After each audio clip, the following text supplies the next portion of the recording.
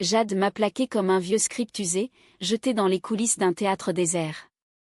Clara, les lumières de Madrid m'appellent, et toi, tu restes ici, dans l'ombre de Séville, m'a-t-elle lancé, ses yeux verts froids comme l'acier d'une lame andalouse. Et moi, figée sur le balcon de notre appartement, je l'ai regardée s'éloigner, emportant avec elle les fragments de mon cœur qui battaient encore au rythme de nos nuits passionnées. Clara, c'était moi, une peintre de 30 ans, aux cheveux noirs cascadant comme les eaux du Guadalquivir, vivant dans les ruelles enchanteresses de Séville. J'avais toujours cru que l'amour était une toile infinie, où les couleurs se mélangeaient sans fin. Jade, ma muse, ma compagne depuis 3 ans, était une actrice en herbe, aux courbes gracieuses et à l'ambition dévorante. Elle avait 28 ans, des lèvres qui promettaient l'éternité, et un talent qui illuminait les petites scènes locales. Mais les projecteurs, ces monstres voraces, l'avaient attirée vers des horizons plus grands. Notre histoire avait commencé sous le soleil ardent de l'Alcazar, lors d'un festival de flamenco. J'étais venue capturer les mouvements des danseuses sur ma toile, et elle jouait un rôle mineur dans une pièce improvisée. Nos regards s'étaient croisés au milieu des applaudissements, et ce fut le coup de foudre. « Tu peins l'âme des choses, Clara », m'avait-elle murmuré ce soir-là, ses doigts effleurant les miens. Nous avions dansé jusqu'à l'aube, nos corps se fondant comme les ombres des orangers. Les premiers mois furent un tourbillon de passion. Nous explorions les quartiers de Triana, main dans la main, riant des touristes égarés. Jade posait pour moi dans notre atelier improvisé, nu sous la lumière tamisée, et je traçais ses contours avec une ferveur presque religieuse. « Tu es mon inspiration, ma vie », lui disais-je, et elle répondait par des baisers qui effaçaient le monde. Mais déjà, les fissures apparaissaient. Jade rêvait de gloire, de caméra et de tapis rouge.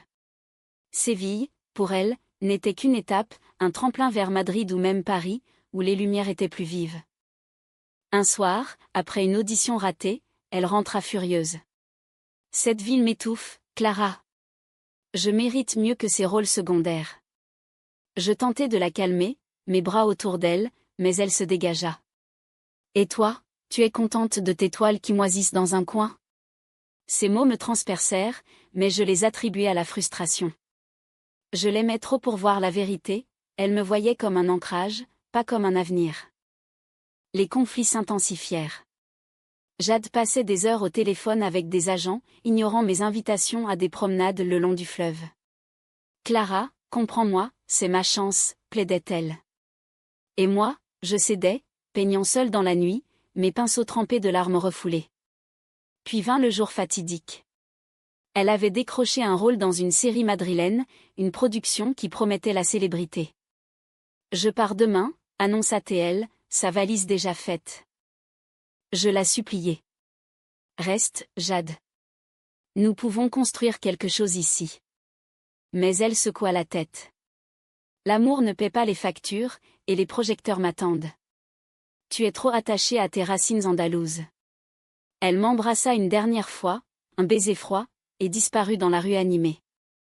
Je restai seule, le cœur en miettes, entourée de toiles inachevées qui me renvoyaient son image. Les semaines suivantes furent un brouillard de douleur.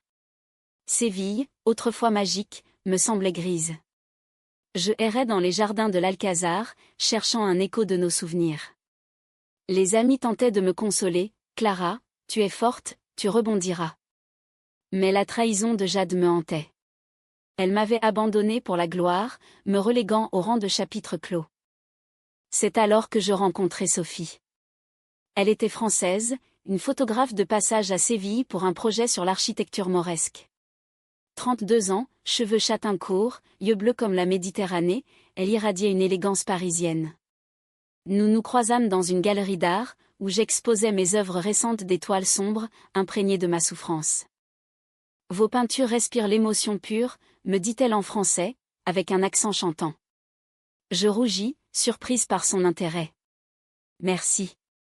Elles sont nées de la douleur. » Nous discutâmes des heures, de l'art, de la vie.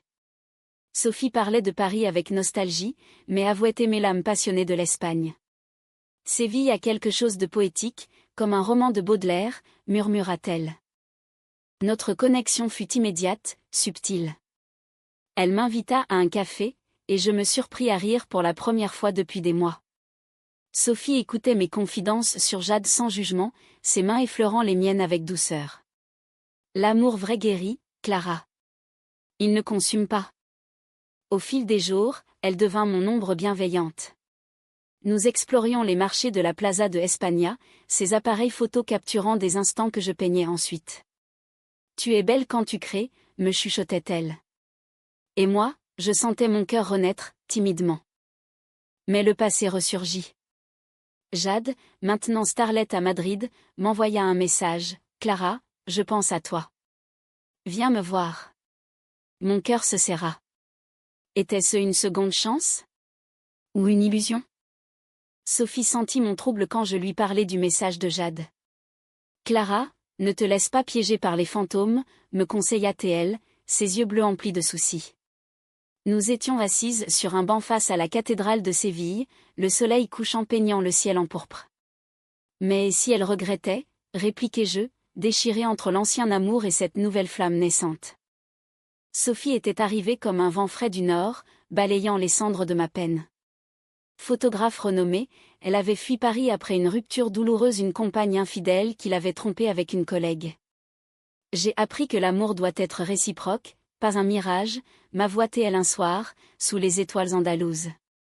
Nos conversations étaient profondes, teintées de philosophie française, nous parlions de Sartre et de l'existentialisme, de comment l'amour nous définissait.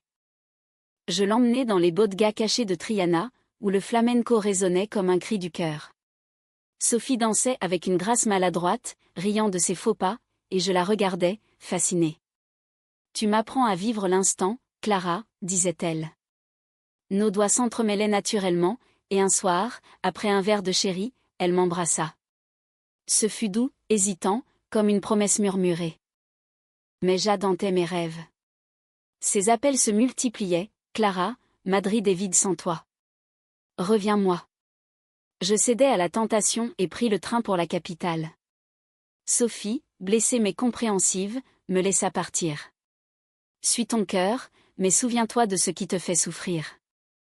À Madrid, Jade m'accueillit dans son appartement luxueux, entouré de posters de ses films. Elle était resplendissante, maquillée comme une diva, mais ses yeux trahissaient la fatigue. « Je t'ai manqué » demanda-t-elle, m'attirant contre elle. Nous passâmes la nuit ensemble, un tourbillon de passion familière, mais quelque chose avait changé. Jade parlait sans cesse de ses projets, de ses costards, ignorant mes silences. Le lendemain, lors d'un brunch, elle reçut un appel d'un producteur.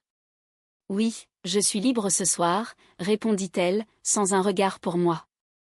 La trahison refit surface, elle n'avait pas changé. Elle me voulait comme un trophée, pas comme une partenaire. Jade, c'est fini pour de bon, lui dis-je, les larmes aux yeux. Elle haussa les épaules. Tu n'as jamais compris l'ambition, Clara. Je rentrai à Séville, le cœur en lambeaux, mais avec une clarté nouvelle. Sophie m'attendait à la gare, un bouquet de roses à la main. Je n'ai pas pu te laisser seule, murmura-t-elle. Nous marchâmes en silence jusqu'à mon atelier, où je lui ouvris mon âme. J'ai été stupide, Sophie. Jade m'a trahi à nouveau. Elle me serra contre elle. L'amour n'est pas une chaîne, Clara. C'est une liberté partagée. Cette nuit-là, nous fîmes l'amour avec une tendresse infinie, nos corps se découvrant comme des paysages inexplorés. Sophie traçait des lignes sur ma peau, effaçant les cicatrices de Jade. Les mois suivants furent un renouveau. Sophie prolongea son séjour, et nous construisîmes une vie ensemble. Elle photographiait mes toiles, et je peignais ses portraits. Nous voyagions en Andalousie, de Grenade à Cordoue, nos rires résonnant dans les alcazars oubliés. Tu es ma muse française, lui disais-je. Mais le destin testa notre lien. Sophie reçut une offre pour un projet à Paris, une exposition majeure. Clara, viens avec moi. Nous pourrions vivre là-bas. Mon cœur se serra. Séville était mon ancre, mes racines. Et mes toiles? Ma vie ici, répliquai-je. Le conflit grandit. Sophie insistait, l'amour demande des sacrifices. Je me sentais piégée, comme avec Jade. Non, Sophie. Je ne veux pas être déracinée. Nos disputes devinrent âpres, des mots durs échangés sous la lune andalouse. Un soir, après une querelle, elle fit ses valises. Si tu ne viens pas, c'est que tu ne m'aimes pas assez. Je la regardais partir, impuissante, les échos de Jade résonnant en moi. Était-ce mon destin, de perdre celle que j'aimais? Seule à nouveau, je peignis furieusement, des toiles abstraites de tourments. Mais au fond de moi, une voix murmurait, l'amour vrai ne force pas. Sophie m'avait guérie, mais peut-être n'était-elle qu'une étape. Puis, un appel, Jade, de retour à Séville pour un tournage. Clara, j'ai changé. Donne-moi une chance. La tentation revint, mais je refusai. Non, Jade. J'ai appris à m'aimer d'abord. Sophie revint 2 semaines plus tard, un billet de train à la main. Clara, j'ai refusé Paris. Séville est devenue ma maison, grâce à toi. Nous nous embrassâmes sous la pluie, un orage andalou lavant nos doutes. Ce fut le début d'une réconciliation profonde, où nous apprîmes à négocier nos rêves. Avec Sophie, la vie prit une teinte romantique, imprégnée de cette élégance française qu'elle apportait. Nous transformâmes mon atelier en un espace partagé, ses photos accrochées au mur, mes toiles posées sur des chevalets. Ensemble, nous créons de la beauté, disait-elle, ses lèvres effleurant mon cou. Mais Jade n'avait pas dit son dernier mot. Lors d'un festival de cinéma à Séville, elle apparut, radieuse sous les flashs. Elle m'approcha, un sourire calculateur. Clara, tu as l'air heureuse. Avec cette Française? Sa voix suintait la jalousie. Sophie, à mes côtés, serra ma main. Oui, Jade. Heureuse comme jamais. Ce soir-là, Jade m'envoya un message, rencontrons-nous, pour clore le chapitre. Contre l'avis de Sophie, j'acceptai. Nous nous vîmes dans un café discret. Jade pleura, j'ai tout perdu à Madrid. La gloire est vide sans amour. Elle tenta de m'embrasser, mais je la repoussai. Trop tard, Jade. Tu m'as trahi. En rentrant, je racontai tout à Sophie. Au lieu de colère, elle m'offrit de la compréhension. Nous avons tous des fantômes, Clara. L'important est de choisir le présent. Notre lien se renforça, nos nuits emplies de confidences et de caresses. Le climax vint lors d'une exposition conjointe. Sophie et moi présentions nos œuvres, mes peintures inspirées d'elle, ses photos de Séville à travers mes yeux. La galerie bourdonnait de critiques élogieux. Mais Jade surgit, ivre de rage. Clara, tu me dois tout. Sans moi, tu n'aurais pas cette inspiration. Elle renversa un verre sur une toile, criant des insultes. Le scandale éclata. Sophie intervint, calme mais ferme, laissez-la, Jade. L'amour n'est pas possession. La foule murmura, et Jade fut escortée dehors. Ce fut un moment de catharsis, la trahison finale de Jade libéra mon âme. Après cela, Sophie et moi nous rapprochâmes encore. Nous voyageâmes en France, visitant Paris, où elle me montra ses racines. Vois, Clara, on peut avoir 2 mondes. Je peignis la scène, infusant mes toiles d'un mélange andalou-français. Les conflits intérieurs s'apaisèrent. J'appris que l'amour était un équilibre, pas une soumission. Sophie, avec sa sagesse humaniste, me rappelait les écrits de Simone de Beauvoir, nous étions libres ensemble. Un jour, sur une plage de Cadix, elle s'agenouilla. Clara, épouse-moi. Ici ou à Paris, peu importe. Les vagues applaudissaient, et je dis oui, les larmes de joie coulant. Mais le destin, cruel, frappa. Sophie fut diagnostiquée avec une maladie rare, un cancer discret. Ce n'est rien, mentit-elle, mais je vis la peur dans ses yeux. Les mois suivants furent un combat, chimio à Madrid, retour à Séville pour peindre. Je la soutins, mes toiles devenant des prières. Tu me guéris chaque jour, Clara, murmurait-elle, faible mais souriante. Nos moments intimes étaient précieux, nos corps se lovant malgré la fatigue. Jade, apprenant la nouvelle, envoya des fleurs anonymes. Je regrette tout, avoua-t-elle plus tard. Mais je l'ignorais, mon cœur appartenait à Sophie. La maladie progressa, et Sophie s'affaiblit. Promets-moi de vivre, Clara. Peins pour nous 2. Ces mots me brisèrent. Sophie s'éteignit un matin d'automne, dans nos bras, entourée d'étoiles que j'avais peintes pour elle. Séville pleurait avec moi, ses cloches sonnant comme un adieu. Mais son legs était immense, elle m'avait appris l'amour vrai, humaniste, qui transcende la perte. Les mois suivants furent un deuil profond. Je errais dans nos lieux préférés, ses photos comme talisman. Jade tenta de revenir, Clara, laisse-moi te consoler. Mais je refusai. Tu es le passé, Sophie est mon éternité. Inspiré par elle, je créai une série d'œuvres, Les ombres de l'amour, exposées à Paris et Séville. Les critiques louèrent leur profondeur émotionnelle, mélange de passion andalouse et de sensibilité française.